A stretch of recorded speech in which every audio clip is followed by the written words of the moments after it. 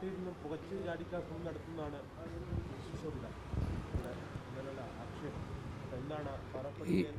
ഈ ജില്ലയിലെ ആയിരക്കണക്കിന് പാർട്ടി പ്രവർത്തകർ കഠിനാധ്വാനം ചെയ്ത് നേടിയെടുത്ത വിജയമാണ് ജില്ലയിലെ വിജയം. ആ വിജയത്തിൻ്റെ സൗന്ദര്യം കിട്ടുന്ന നടപടി ഒരാളുടെ ഭാഗത്തുണ്ടാകാൻ പാടില്ല. പാറോപ്പടി തെരഞ്ഞെടുപ്പുമായി ബന്ധപ്പെട്ട അന്വേഷണ കമ്മീഷൻ റിപ്പോർട്ട് എൻ്റെ ബാഗിൽ കിടക്കുകയാണ്.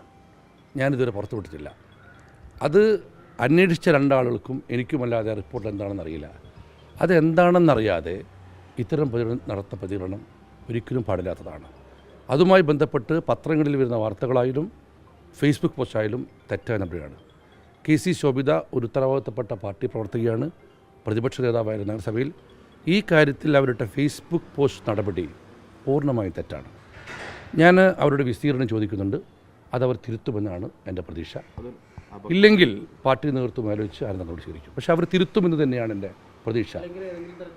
അല്ല, അത് ഞാൻ പറയട്ടെ, ഈ പിണറായി വിജയൻ്റെ ഭരണം അവസാനിപ്പിക്കാൻ ചായപ്പീടിയിലും ബൂത്തുകളിലും പോരാടുന്ന കോൺഗ്രസ് പ്രവർത്തകൻ്റെ ആത്മവീര്യം തകർത്ത നടപടി ഒരാളുടെ ഭാഗത്തും ഉണ്ടാവരുത് എന്നുള്ള KPCC ലക്ഷ്യ 26 തീരുമാനം എനിക്കും ശോഭിതയ്ക്കും എല്ലാവർക്കും ബാധകമല്ലേ. പക്ഷേ ഒരു വൈകാരികമായി ഇട്ടതാണെങ്കിൽ അത് തിരുത്തും എന്ന് തന്നെയാണ് എൻ്റെ പ്രതീക്ഷ.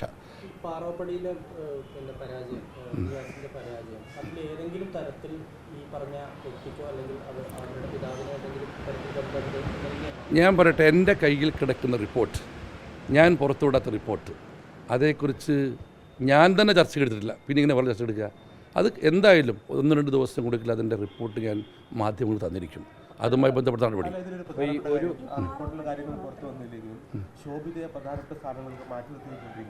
ഏത് സ്ഥാനത്ത് മറ്റ് ഏത്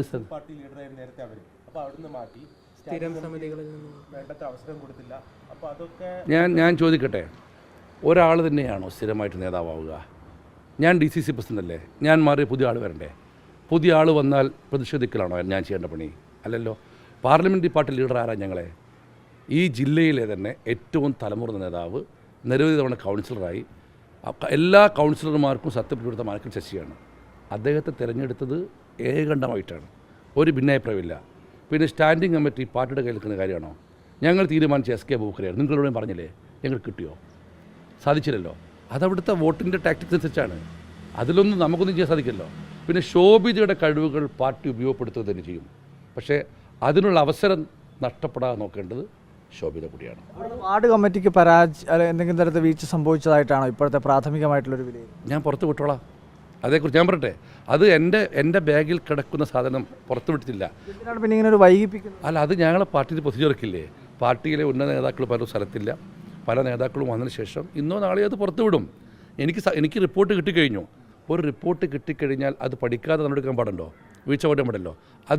അതങ്ങനെ നിൽക്കുമ്പോൾ എന്തിനാണ് ഇങ്ങനെ മുൻവിധിയോടുകൂടി? ശോഭിത പ്രശ്നം മാത്രമല്ല, മാധ്യമങ്ങൾ വാർത്ത വന്നു, പത്രങ്ങൾ വരുന്നു, ചാനൽ വരുന്നു.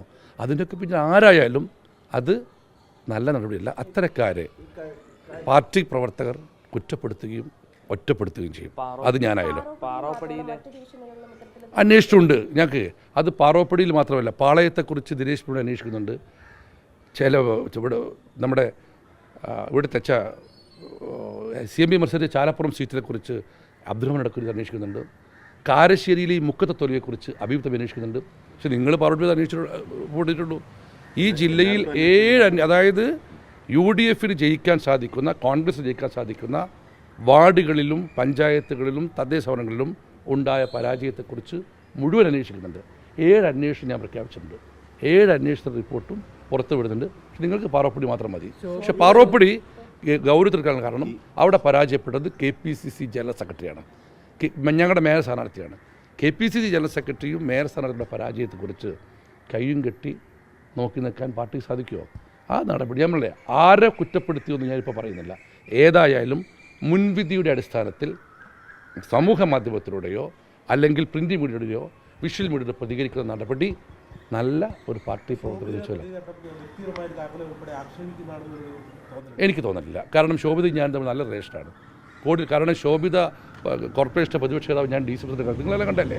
ഞങ്ങൾ തമ്മിലുള്ള വളരെ നല്ല റിലേഷനാണ്. ഞാനതൊരു വൈകാരിക പ്രകടനമായിട്ട് ഞാൻ കാണുന്നുള്ളൂ. അത് തിരുത്തണമെന്ന് ആവശ്യപ്പെടുന്നുണ്ട്. വിസീറിന് ചോദിച്ചിട്ടുണ്ട്. പക്ഷേ അത് തിരുത്താനും വിസീറിന് തൃപ്തികരമല്ലെങ്കിൽ പാർട്ടി നേതൃത്വവും ആലോചിച്ച് മറ്റൊരു നടപടിയെടുക്കും. പക്ഷെ അത്തരമൊരു സാഹചര്യം ശോഭിതയെപ്പോലുള്ള ഉത്തരവാദിത്തപ്പെട്ട നേതാവ് ഉണ്ടാക്കില്ല എന്നാണ് എൻ്റെ പ്രതീക്ഷ.